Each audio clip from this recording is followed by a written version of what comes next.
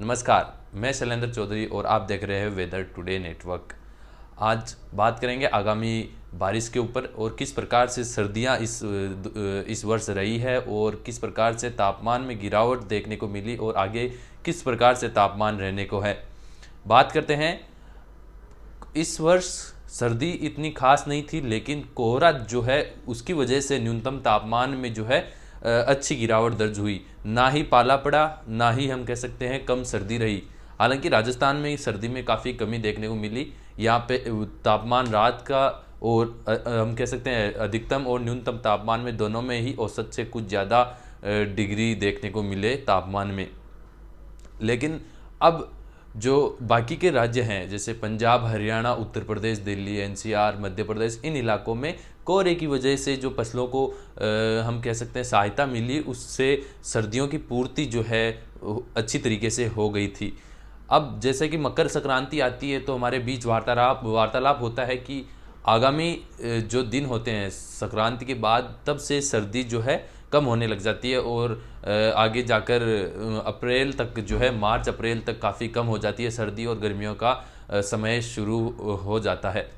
लेकिन इस वर्ष उल्टा हो रहा है। मकर संक्रांति के दिन से ही जो है बर्फीली हवाएं मैदानी इलाकों में आई, क्योंकि 11 तारीख को एक पश्चिमी विक्षोभ पहाड़ी राज्यों पर काफ़ी अच्छी बर्फबारी देकर गया, जिसके चलते बर्फीली हवाएं जो है सीधी मैदानी इलाकों की तरफ रुख करने लग गई। साथ में कोई अन्य पश्चिमी विक्षोभ इतना ताकतवर आया नहीं कि जिससे कि कुछ राहत मिल सके मैदानी इलाकों में बर्फीली हवाओं से, जिसके चलते जो है तापमान में लगातार गिरावट दर्ज हुई। 4 दिनों तक, लगभग 4 से 5 दिनों तक जो है पंजाब, हरियाणा और खासकर राजस्थान में तापमान माइनस में देखने को मिला। कई भागों में तो तापमान -4 से -5 डिग्री तक चला गया, जिसके चलते फसलों को काफ़ी ज़्यादा नुकसान उठाना पड़ा है और सीकर समेत शेखावाटी के कई भागों में जो है फसलें लगभग चौपट हो चुकी है। हालांकि पंजाब, हरियाणा में जो है पाले से ज़्यादा नुकसान नहीं हुआ है, हम कह सकते हैं नुकसान है, लेकिन पूरी तरीके से जो है फसल प्रभावित नहीं हुई है।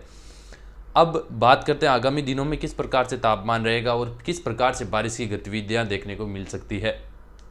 तो अब अगले 10 दिन, जैसा कि हमने फेसबुक पर पोस्ट भी किया है, अगले दिन बारिश के दिन रहेंगे। कल शाम से ही जो है छिटपुट बारिश की गतिविधियां अपने पश्चिमी उत्तर भारत के मैदानी इलाकों में देखने को मिली है। कहीं कहीं हल्की तो कहीं तेज़ बारिश की गतिविधियां कल रात भर जारी रही। एक पश्चिमी विक्षोभ था जो अब धीरे धीरे आगे जा रहा है। इसके बाद एक और नया पश्चिमी विक्षोभ जो है हम कह सकते हैं 24 जनवरी के आसपास आने को है, लेकिन उसका जो मेन इम्पैक्ट रहेगा वो 4 दिनों का होगा। लेकिन जो इम्पैक्ट रहेगा वो पश्चिमी मैदानी इलाकों से ज़्यादा केंद्रीय भारत के ऊपर रहेगा। हालांकि पहाड़ी राज्यों पर उसी प्रकार से अपना जो हमेशा की तरह पश्चिमी विक्षोभ असर करता है उसी प्रकार देखने को मिलेगा, लेकिन जैसे जो मेन अपने इम्पैक्ट एरियाज रहते हैं नॉर्मली, जैसे उत्तरी राजस्थान, पश्चिमी हरियाणा, पश्चिमी राजस्थान, इन भागों में उस दौरान बारिश में कमी देखने को मिलेगी कंपैरिजन टू अपना जो मध्य भारत है, क्योंकि WD काफ़ी ज़्यादा ताकतवर आएगा। हालांकि उसका जो झुकाव होगा, उससे जो प्रेरित परिसंचरण होगा वो केंद्रीय भारत तक जाएगा, जिसके चलते ट्रफ एक हम कह सकते हैं एक ट्रफ बनेगी, पूरे केंद्रीय भारत से होकर गुजरेगी, जिसके चलते जहाँ जहाँ से वो गुजरेगी, जिन जिन राज्यों से वो गुजरेगी, वहाँ पे तेज़ बारिश के साथ ओलावृष्टि की गतिविधियाँ होने की संभावनाएं हैं। ट्रफ की नामौजूदगी में राजस्थान, पंजाब, हरियाणा में ज़्यादा बारिश की गतिविधियां नहीं होगी। हालांकि पहाड़ी जो हिमालय से सटे राज्य हैं वहाँ पे अच्छी बारिश की गतिविधियां होगी। लद्दाख, जम्मू कश्मीर, हिमाचल प्रदेश, उत्तराखंड आदि इलाकों में भारी हम कह सकते हैं बर्फबारी होगी।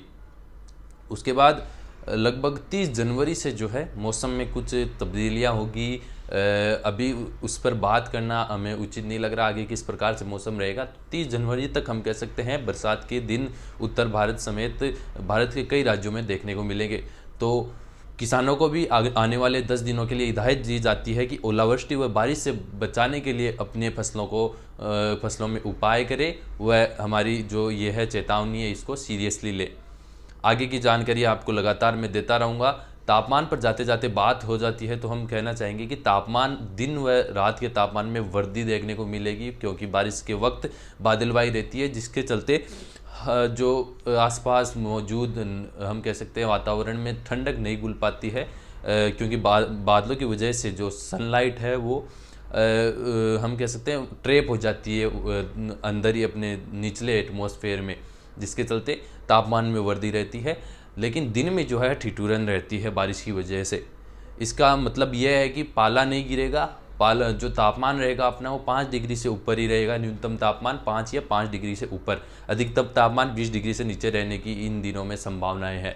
तो फसलों के लिए तो ये समय अनुकूल है, लेकिन बारिश और ओलावृष्टि कुछ चैलेंजेस जो है किसानों के लिए लेकर आ सकती है, उसके लिए आपको हम हिदायत दे रहे हैं, उचित कदम आप उठा सकते हैं। फिलहाल इस जानकारी में इतना ही, धन्यवाद।